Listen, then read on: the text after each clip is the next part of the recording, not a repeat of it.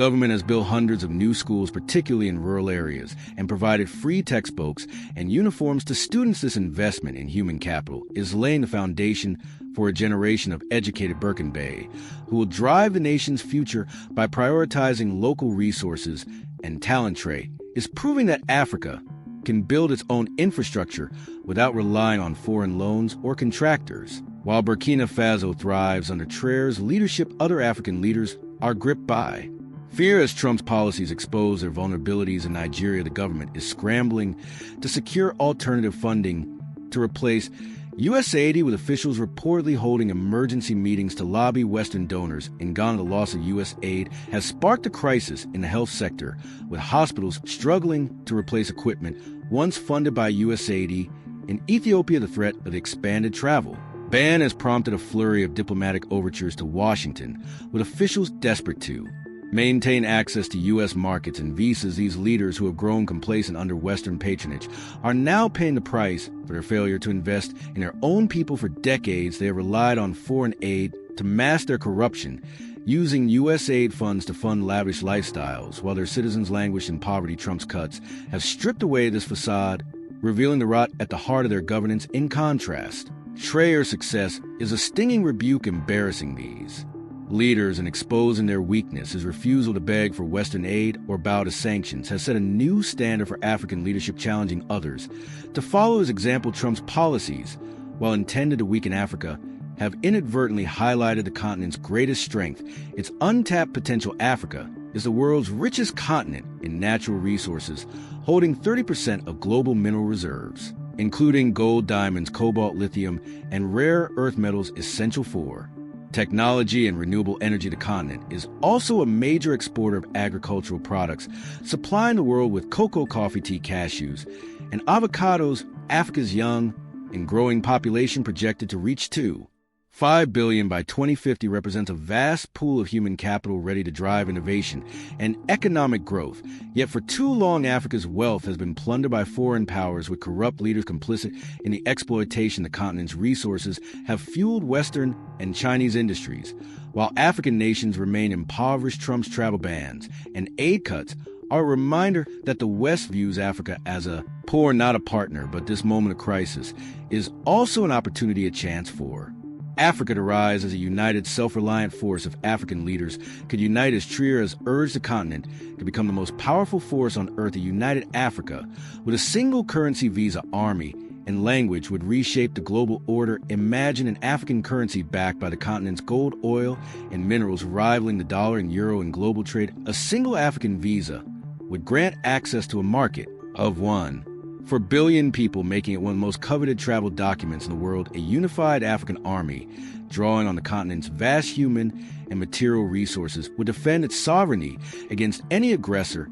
ensuring that Africa is never again subjected to foreign domination. Potential of a united Africa is staggering. The continent could dominate global trade, leveraging its resources to dictate terms of the West and East alike. A unified Africa could invest in its own industries, from technology to manufacturing, creating millions of jobs for its youth. A single African language, perhaps Swahili, already spoken by over 200 million people, could foster cultural unity and ease communication across borders. With one visa, Africans could move freely across the continent, boosting intra-African trade, which currently accounts for only 15% of total trade, compared to 60% in Europe. If Africa united, the West, including the United States, would come begging. The U.S. relies on African cobalt and lithium for electric vehicle batteries, rare earth metals for smartphones, and agricultural products for its food supply. A united Africa could demand fair prices for its resources, ending centuries of exploitation. The world will be shaken by an Africa that speaks with one voice, acts with one purpose, and stands with one strength. Donald Trump's policies, his travel bans, his aid cuts, his disregard for African sovereignty have shocked the continent's corrupt elites, exposing their weakness and dependence on the West. But for leaders like Captain Ibrahim Traoré, these actions are a wake-up call, a challenge to reject neocolonialism and embrace self-reliance. Burkina Faso's transformation, fueled by its own resources and guided by a vision of sovereignty, is a blueprint for what Africa can achieve. Traoré's revolution in healthcare, agriculture, infrastructure, and education is not just changing Burkina Faso, it is inspiring a continent to rise up and reclaim its destiny as corrupt leaders panic.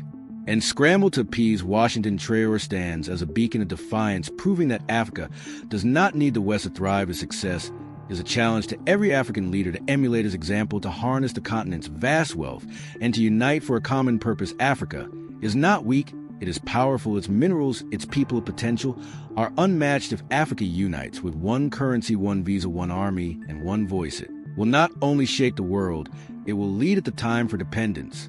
It is over. The time for African sovereignty has begun. Let the world take notice. Africa is rising, and nothing, not even Donald Trump, can stop it. And in some corners of the continent, that movement has a name: BurkinaFaso, led by Captain Ibrahim Traoré, a symbol of what becomes possible when a nation dares to cut the cord of neo-colonial dependence. When Donald Trump announced sweeping cuts to USAID across Africa, many governments panicked. But in Ouagadougou, Burkina Faso's Minister of Humanitarian Affairs, Passawen Cabra, stood before the press and calmly declared, "We achieved 91% of our humanitarian goals in 2023 without a single dollar of U.S. aid." And President Ibrahim Traoré, he didn't flinch. In a landmark 2023 address, he said, "We've received French aid for 63 years, but our country hasn't developed. Cutting it off won't kill us. It will push us to work harder and rely on ourselves." This message, fierce, unapologetic, has echoed across the continent, inspiring a generation, challenging old narratives. Under Traoré's bold leadership, Burkina Faso is not merely surviving, it is redefining what an African nation can become. Despite sanctions from Western powers, pressure from institutions like the African Union and ECOWAS, and smear campaigns in foreign media, Traoré has become a Pan-African icon, a 36-year-old military leader who seized power in 2022. He has rejected victimhood, refused dependence, and redirected the country's vast mineral wealth, gold, zinc, manganese, phosphate, toward his people, not foreign shareholders. Where others begged, Traoré builds. Where others pleaded, he plants. He is using Burkina Faso's natural wealth not for personal enrichment, but for nation building. Take the healthcare sector, long neglected, often kept afloat by foreign NGOs. Under Traoré, Burkina Faso has accomplished what few thought possible: a self-funded, expanding national healthcare system. Using revenues from over 50 tons of annual gold production, the government has invested in hospital infrastructure, diagnostic equipment, and mobile clinics. State hospitals now feature modern tools, MRI machines, ventilators, surgical equipment, once thought unimaginable in a public facility. Even more impressive, in 2024, Traoré's government cut hospital fees by up to 70%, making care affordable for the people who need it most. One such story is that of Amina Dio, a 12-year-old girl from Ouagadougou. Her mother, Fatou Marta, fell gravely ill with malaria in 2024. In the past, this might have been a death sentence. But thanks to the new reforms, Fatou was treated at a local hospital, fully equipped, publicly funded, where the bill was less than a week's wages. "I thought we would lose Mama," Amina told a local radio station. "But they gave her medicine and treated her so kindly. We paid so little. Now Mama is healthy, and I want to be a doctor to help others like they helped us." Amina's voice is one of thousands. This is not charity. This is justice. This is what happens when a leader puts people before profit. To reduce dependency on foreign aid and foreign doctors, Burkina Faso opened 2 new medical universities in 2024, funded by mineral revenues, to train a new generation of Burkinabe doctors, nurses, and health workers. The goal? A healthcare system built by Burkinabe for Burkinabe. But Traoré's revolution doesn't end in hospitals. It continues in the fields, in the soil of a country rich in potential. In agriculture, his administration is waging a quiet war against hunger and dependency. Fertile land that once fed foreign agribusiness profits is now being reclaimed by local farmers, supported through state-run cooperatives. With government-provided equipment, irrigation, and seed banks, productivity has surged. In 2024, Burkina Faso banned the export of raw agricultural products like cotton and shea nuts, requiring local processing instead. The result? A manufacturing boom. Textile factories, shea butter processing plants, and food packaging centers are springing up, creating jobs, retaining value, and empowering youth. In the Atanga region, a woman named Miriam Seogo, a 45-year-old mother of 6, shared her story with the national press. Before, I struggled to grow enough for my family. Now, with irrigation and seeds from the government, I can sell my harvest and save. Captain Traoré has given us back our dignity. These transformations aren't flashy. They aren't brokered in Paris or polished in Washington. They are born in the villages, in the sweat and dreams of the people. Meanwhile, Burkina Faso's roads are changing too.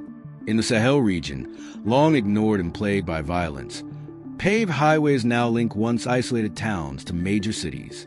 Where it once took days to reach Ouagadougou, people in towns like Djibo can now travel in hours. Roads mean markets. Markets mean trade. And trade means hope. And this isn't foreign funded. The government purchased road building equipment outright.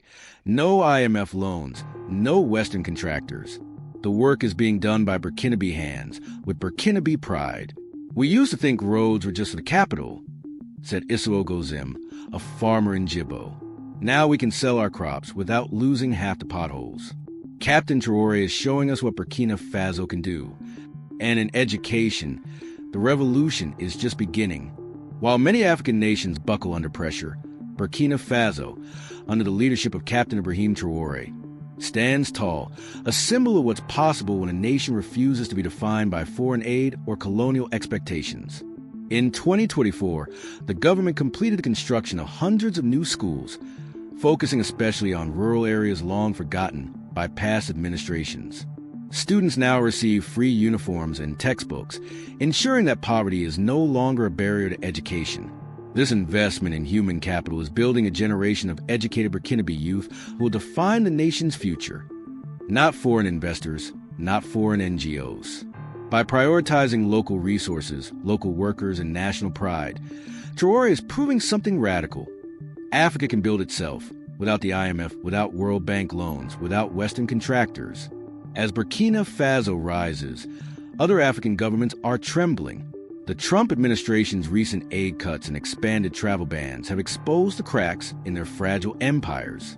In Nigeria, officials are scrambling for alternative sources of funding to replace lost U.S. aid. Emergency meetings are being held behind closed doors to reassure Washington and Western donors. In Ghana, the health sector is in crisis, with hospitals struggling to operate without the medical equipment and support once funded by USAID. In Ethiopia, the fear of being blacklisted in Trump's travel ban expansion has triggered a wave of desperate diplomacy. Officials are frantically trying to preserve access to U.S. markets and maintain visa privileges for their elites. These leaders, who for decades have coasted on Western handouts while their people languished, are now exposed. Their reliance on foreign aid has made them fragile. Their failure to invest in their own people has left them vulnerable. Trump's aid cuts haven't simply reduced funding. They've ripped off the mask, revealing the rot underneath. And as Western support withers, Traoré's Burkina Faso thrives, leaving these leaders not just embarrassed, but challenged. His refusal to beg, his refusal to compromise, his refusal to bow. These are not acts of arrogance. They are acts of liberation. He is showing Africa that sovereignty is possible, that dignity is non-negotiable, and that foreign independence is a choice, not a necessity. Ironically, Trump's attempt to punish Africa has instead spotlighted its most powerful asset, its untapped potential. Africa is not poor. It is the richest continent on Earth in natural resources. 30% of global mineral reserves, including gold, cobalt, lithium, diamonds, and rare earth metals critical to global tech and energy. It is a global food powerhouse, producing cocoa, coffee, tea, cashews, and avocados. And it is home to the world's youngest population, set to reach 2.5 billion by 2050, a wellspring of innovation, labor, and energy. Yet for decades, Africa's riches have fed the industries of the West and China, while African people remain impoverished. Corrupt leaders have facilitated the plunder, exchanging loyalty for luxury. Trump's travel bans and aid cuts are a wake-up call. The West does not see Africa as an equal. It sees a pawn. But this moment, this crisis, is also an opportunity. If Africa listens to Traoré's message, if it rejects fear and embraces unity, it can become the most powerful force on Earth. Imagine this: a single African currency, backed by the continent's gold, oil, and mineral reserves, rivaling the US dollar and the euro in global trade. A unified African visa, opening borders and creating a market of 1.4 billion people, the most dynamic internal market in the world. A continental army, capable of defending African interests and sovereignty, ensuring that no foreign power ever dictates Africa's future again. A shared African language, such as Swahili, already spoken by over 200 million people, used in schools, parliaments, and business, erasing colonial divisions and building unity. Intra-African trade, unchained from foreign bottlenecks. Finally thriving, no longer mere 15%, but rising to match the 60% seen in Europe. This vision is not fantasy. It is within reach. Because here's the truth. If Africa unites, the world will come knocking. The U.S. depends on African cobalt and lithium for electric vehicles. Its smartphones require Africa's rare earths. Its supermarkets are stocked with African produce. And without Africa, the green economy that powers tomorrow's world doesn't exist. A united Africa could set the terms. It could demand fair trade. It could reject exploitation and reclaim dignity. A new world order, with Africa not as a beggar, but as a global leader, is possible.